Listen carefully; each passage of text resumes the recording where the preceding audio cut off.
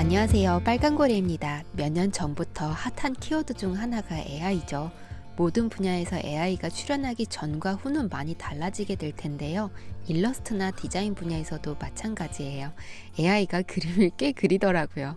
오늘은 AI에 대한 저의 생각을 말씀드릴게요. 근데 저희 개인적인 생각이라는 점 참고해 주세요. 제가 제잘제잘 말씀드리면서 이제 보여지는 영상은 저의 일상 브이로그로 나갈게요. 얼마 전에 크리스마스였고 연말연시 맞이해서 저하고 함께 일했던 회사에서 선물도 보내주시고 오랜만에 친구들도 만나고 그런 시간을 보냈습니다. 지난 콜로라도 주립박람회에서 열린 미술대회의 디지털 아트, 디지털 합성사진 부분에서 게임 디자이너 제이슨 앨런 씨가 1위를 했는데요. 이게 AI 프로그램인 미드저니를 이용해서 만든 그림이라고 해서 많은 논란이 있었어요. AI가 이렇게까지 그림을 뽑아낼 수 있는 기술이 있는데 예술가들은 이제 다 망할까요? 그렇다면 일러스트레이터들의 밥그릇은 결국 AI에게 뺏기게 될까요? 제이슨 앨런 말은 이런 그림을 뽑아내려면 올바른 프롬프트를 제시할 수 있는 인간의 창의성이 필요하다고 했는데요. 저도 그 말에 공감을 합니다. 레퍼런스를 집어넣고 이미지를 창출해내려면 사람의 생각과 감성과 욕구와 의지가 필요하고요. 그림을 이제 방구석에서 혼자 그리는 게 아니라 세상 밖으로 나오게 해서 그림을 직업으로 삼으려면 그림을 또 홍보하고 이걸 또 활용하는 그런 실행 능력도 필요합니다. 일러스트레이터라 해도 그 안에서 분야가 나뉘는데요. 저 같은 일러스트레이터가 그림을 세상에 내놓고 이제 그림으로 먹고 살려면 어떤 과정이 있냐면요. 첫 번째, 작품 구상 단계가 있어요. 기획을 하는 것이죠. 어떤 소재를 어떤 기법으로 어떤 도구로 어떤 메시지를 담아서 어떻게 그릴 것인지 이렇게 정하고 테스트 삼아서 그려보는 단계가 있고요. 두 번째는 이제 작업 단계입니다. 이제 그리는 것입니다. 세 번째, 홍보를 해야 합니다. SNS나 페어, 전시회, 출간 등등 여러 가지 루트로 홍보를 해요. 근데 마지막으로 이제 홍보를 하면서 광고, 콜라보, 굿즈 판매와 같은 프로젝트를 같이 하게 되는데요. 요거는 맨 마지막 단계예요.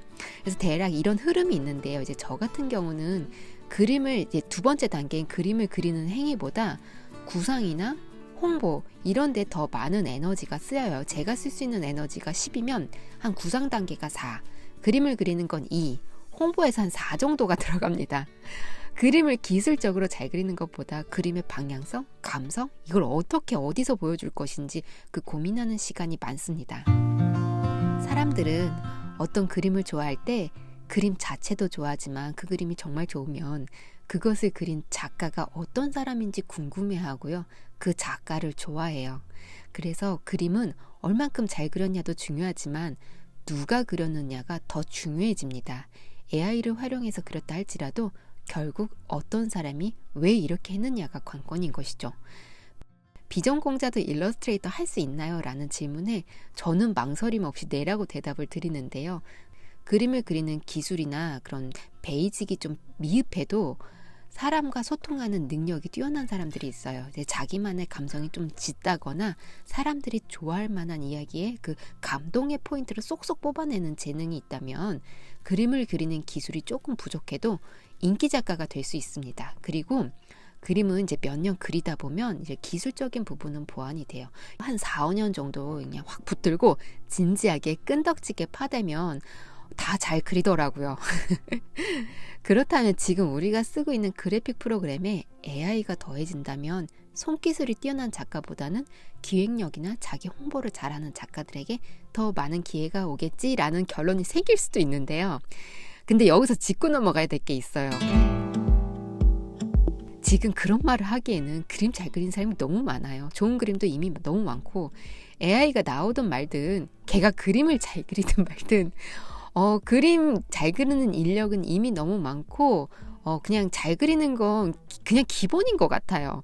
그리고 툴이 점점 좋아지고 있고 이제 그림이 또 인기 분야이기 때문에 앞으로 점점 더 많은 사람들이 모일 것 같아요. 그리고 이제 게티 이미지나 어도비 스톡처럼 이미지를 제공하는 서비스도 많고 여기에 AI가 더해진다면 더 업그레이드 될 겁니다. 참고로 지난 12월 달에 어도비 스톡에서 AI로 만든 이미지를 판매 허용했어요.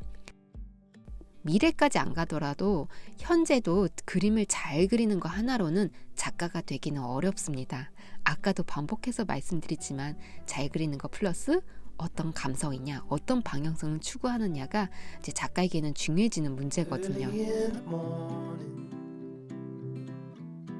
Before the sun appears, before the world has even stirred.